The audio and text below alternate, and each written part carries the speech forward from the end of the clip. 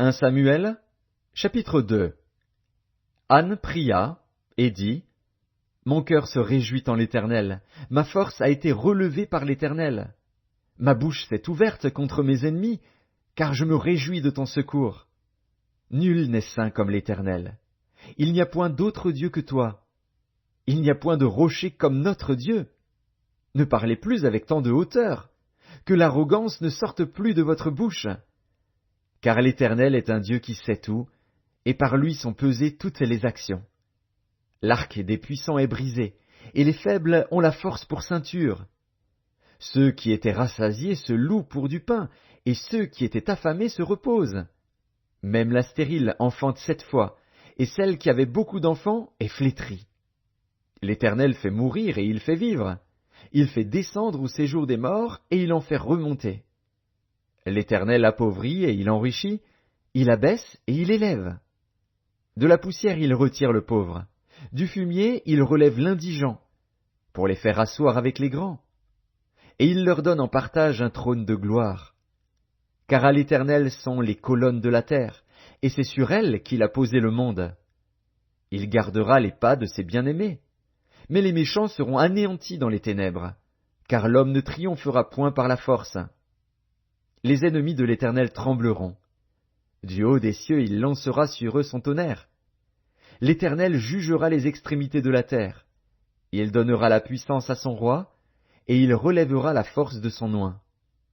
Elkana s'en alla dans sa maison à Rama, et l'enfant fut au service de l'Éternel devant le sacrificateur Éli. Les fils d'Éli étaient des hommes pervers, ils ne connaissaient point l'Éternel.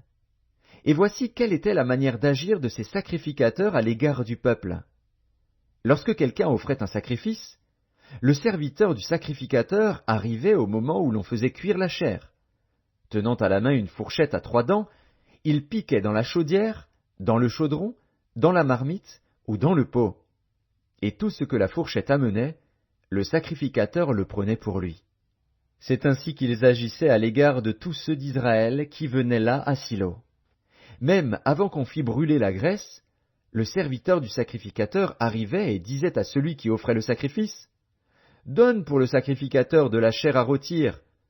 Il ne recevra de toi point de chair cuite, c'est de la chair crue qu'il veut. » Et si l'homme lui disait, « Quand on aura brûlé la graisse, tu prendras ce qui te plaira. » Le serviteur répondait, « Non, tu donneras maintenant, sinon je prends de force. » Ces jeunes gens se rendaient coupables devant l'Éternel d'un très grand péché, parce qu'ils méprisaient les offrandes de l'Éternel.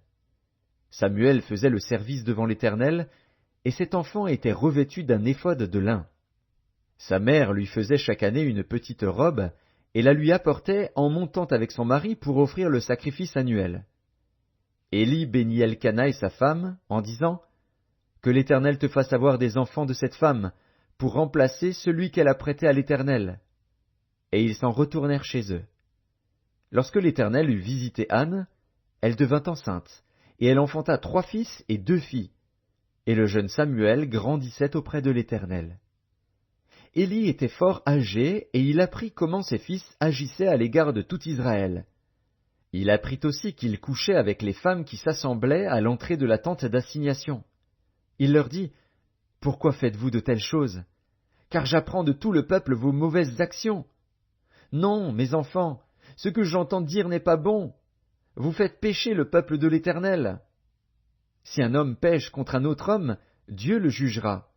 Mais s'il pêche contre l'Éternel, qui intercédera pour lui? » Et ils n'écoutèrent point la voix de leur père, car l'Éternel voulait les faire mourir.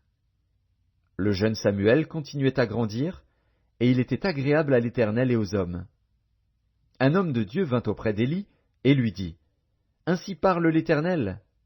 Ne me suis-je pas révélé à la maison de ton père, lorsqu'ils étaient en Égypte dans la maison de Pharaon? Je l'ai choisi parmi toutes les tribus d'Israël pour être à mon service dans le sacerdoce, pour monter à mon autel, pour brûler le parfum, pour porter l'éphod devant moi, et j'ai donné à la maison de ton père tous les sacrifices consumés par le feu et offerts par les enfants d'Israël. Pourquoi foulez-vous aux pieds mes sacrifices et mes offrandes, que j'ai ordonné de faire dans ma demeure? Et d'où vient que tu honores tes fils plus que moi, afin de vous engraisser des prémices de toutes les offrandes d'Israël, mon peuple. C'est pourquoi voici ce que dit l'Éternel, le Dieu d'Israël. J'avais déclaré que ta maison et la maison de ton père marcheraient devant moi à perpétuité. Et maintenant, dit l'Éternel, loin de moi. Car j'honorerai celui qui m'honore, mais ceux qui me méprisent seront méprisés. Voici, le temps arrive où je retrancherai ton bras et le bras de la maison de ton père, en sorte qu'il n'y aura plus de vieillard dans la maison. Tu verras un adversaire dans ma demeure, tandis qu'Israël sera comblé de bien par l'Éternel. Et il n'y aura plus jamais de vieillard dans ta maison. Je laisserai subsister auprès de mon autel l'un des tiens, afin de consumer tes yeux et d'attrister ton âme. Mais tous ceux de ta maison mourront dans la force de l'âge. Et tu auras pour signe ce qui arrivera à tes deux fils, Ophni et Phiné, ils mourront tous les deux le même jour.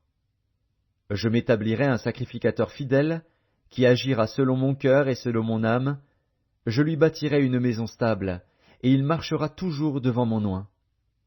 Et quiconque restera de ta maison viendra se prosterner devant lui pour avoir une pièce d'argent et un morceau de pain, et dira, « Attache-moi, je te prie, à l'une des fonctions du sacerdoce, afin que j'aie un morceau de pain à manger. »